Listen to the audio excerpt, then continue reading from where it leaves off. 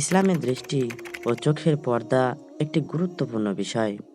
এটি কেবল শারীরিক পর্দা নয়, বরং এটি ঈমান, নৈতিকতা এবং সামাজিক শৃঙ্খলার প্রতীক।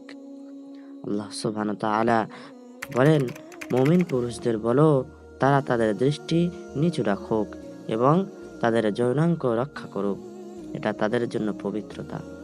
এখানে পুরুষদের জন্য দৃষ্টির নিয়ন্ত্রণের কথা বলা হয়েছে।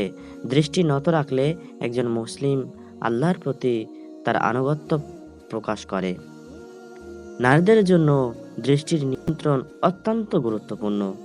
আল্লাহ তাদেরকে নির্দেশ দিয়েছেন যেন তারা নিজেদের সৌন্দর্য এবং শরীরের অংশ প্রকাশ না করে, শুধু তাদের মাহরাম পুরুষদের সামনে।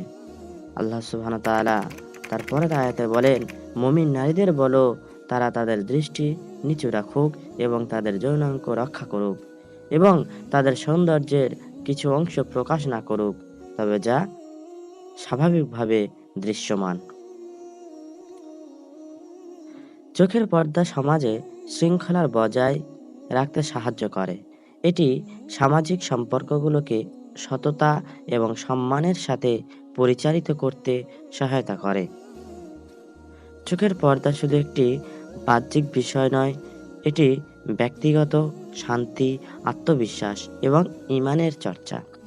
যখন আমরা আমাদের দৃষ্টি নিয়ন্ত্রণ করি, আমরা আল্লাহর সন্তুষ্টি অর্জন করি এবং আমাদের অন্তরকে পবিত্র রাখি। নবী করিম সাল্লাল্লাহু আলাইহি ওয়াসাল্লাম বলেন, চোখের জন্য পর্দা হলো দৃষ্টি নত রাখা।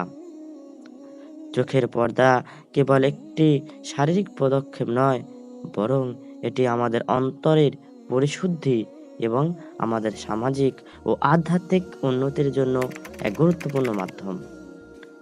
আল্লাহ আমাদের সঠিক দৃষ্টি এবং পর্দা মেনে চলতে সাহায্য করুন, যাতে আমরা তার সন্তুষ্টি অর্জন করতে পারি এবং সমাজে শান্তি প্রতিষ্ঠা করতে পারি।